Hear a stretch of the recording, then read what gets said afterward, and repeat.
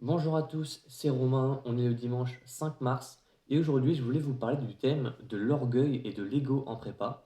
Donc je pense que ça va être une vidéo très courte, mais j'ai eu l'envie de traiter ce thème après la lecture non pas de ce livre mais de cet auteur, Jean-René Huguenin, qui est un écrivain qui a écrit dans les années 50 et qui est mort à 26 ans, donc très tôt. Il a eu le temps de n'écrire que deux œuvres, son journal que j'ai lu et sur lequel ce qui m'a donné envie de faire cette vidéo est La Côte Sauvage. Donc je voulais relier ce thème et bien, à la prépa, notamment faire avec la transition avec le lycée, parce que pour moi il y a une réelle différence en fait entre nos motivations en prépa et nos motivations au lycée. En fait, je dirais que nos motivations au lycée, c'est forcément des motivations de court terme, donc avec notamment Parcoursup en ce moment, enfin en tout cas moi c'est ce que j'ai vécu. On est un petit peu stressé à chaque évaluation parce qu'on sait que ça va avoir une influence sur eh bien, nos admissions futures.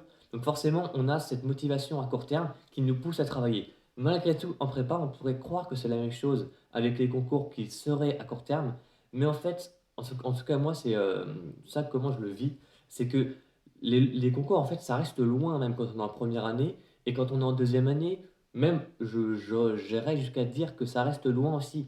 Et donc, en fait, comme les notes, globalement, en prépa, ça a peu d'importance, en fait, ça sert juste à évaluer notre niveau à un moment T, c'est pas le plus important.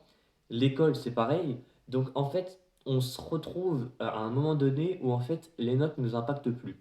Et donc en fait, c'est pour ça que j'aimerais traiter de l'orgueil, parce que en fait, je me posais la question, est-ce que l'orgueil ne serait pas le seul moteur qui nous pousse à travailler en prépa? En tout cas, ce serait le meilleur moteur pour travailler en prépa. Parce que moi, j'ai aussi l'impression que donc on n'a plus vraiment de motivation à court terme avec les notes, avec bien une importance d'avoir des bons résultats. Mais en plus de ça, j'ai aussi l'impression qu'en prépa, en tout cas, c'est encore comment moi je le vis, qu'on a une diminution de l'orgueil et de l'ego. Parce que forcément, on arrive, on sort du lycée, on était dans les meilleurs de notre lycée, on était dans les meilleurs de notre classe aussi. Donc, on était vraiment dans un milieu où on pouvait justement se sentir puissant. On arrive en prépa où là, on se retrouve déjà dans une classe qui est du même niveau que nous. Alors, on pourrait dire déjà en plus qu'il y a des différences entre certains élèves qui viennent de leur lycée, c'est vrai, mais je pense que de manière globale, on est à peu près tous du même niveau en entrant en prépa. De plus, on se retrouve avec aussi des notes qui diminuent. Donc on passe, je pense qu'à peu près pour tout le monde, les moyennes c'était 17, 18, 16. En tout cas, des très bonnes moyennes, à des moyennes qui sont à peu près, la moyenne de ma classe, je pense, ça doit être à peu près 11 ou 12. Enfin, en tout cas, on est à ces eaux-là. Et je pense que dans certaines prépas, c'est même encore pire parce que nous, on est même plutôt bien notés. Donc voilà, on a déjà une grosse descente. Et donc, je pense que tout ça, ça joue au fait que notre orgueil diminue largement et on peut être amené à ne plus avoir envie de travailler, en tout cas, à ne plus être motivé à travailler. Donc voilà, je pense que une des clés en prépa, et c'est vraiment en fait ce à quoi je voulais aboutir en faisant cette vidéo, c'était eh bien d'essayer de retrouver son orgueil, je pense, pour réussir à travailler. Parce que si on n'est plus impacté avec les mauvaises notes qu'on a, si en fait un 12, un 10, ça commence à nous suffire en fait, et qu'on se dit plus que c'est une mauvaise note, voire même moins. Si avoir un 8, ça triste même plus. Je pense que c'est le moment où ça devient presque grave en fait, je dirais. Bon, évidemment, tout est relatif, rien n'est grave, mais euh, c'est le moment où ça devient problématique sur notre niveau de progression. En fait, c'est là où je voulais en venir.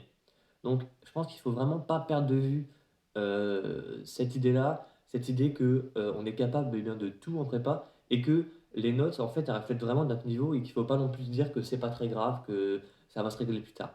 Bon, voilà, c'est vraiment la conclusion que je voulais en avoir. C'est pas forcément une conclusion qui est peut-être extraordinaire, mais je pense que ça avait le mérite d'être précisé. Et en tout cas, bon, voilà, j'étais content de faire cette vidéo. Je voulais, voilà, en tout cas pour ceux qui s'attendaient à une vidéo sur l'orgueil, voilà pour vous. Maintenant, peut-être, je voulais insister sur l'œuvre de Jean-René Huguenin, parce que c'est un écrivain qui est très peu connu en France et même partout ailleurs. Je voulais juste revenir là-dessus. Je vais revenir assez rapidement et puis je finirai la vidéo sur ça. Donc, Jean-René Huguelin, c'est qui? Moi, c'est un auteur que j'ai découvert un peu par hasard et qui m'a un peu justement pris par sa philosophie nietzschéenne. Voilà, c'est vraiment le personnage nietzschéen par excellence.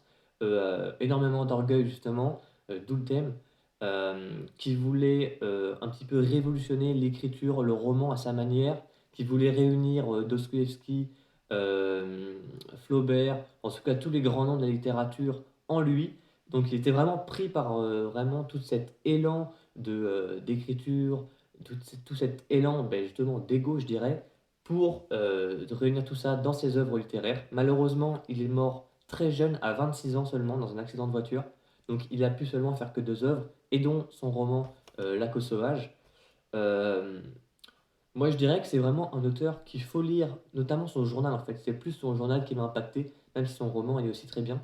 Parce que dans son journal, même s'il y a quelques longueurs et qui se répètent aussi beaucoup, eh bien, on est vraiment pris dans son quotidien et c'est justement ce qui peut nous donner envie de, heu, de se remettre à travailler, de reprendre de la motivation et en fait de se rendre compte que tout est à notre portée. Ce qu'on a tendance à oublier, surtout en prépa, parce que, bon, je me répète encore une fois, mais en prépa, on est avec des gens qui sont forts, on a tendance à croire qu'on est, bah, incapable d'arriver, jusqu'à où on aimerait arriver. Donc je pense que, la lecture des journaux de, Jean-René Huguenin peut vous être utile, que vous soyez, en prépa ou même, si vous ne l'êtes plus ou si vous ne l'êtes pas encore. Donc, voilà. Voilà sur quoi je voulais finir.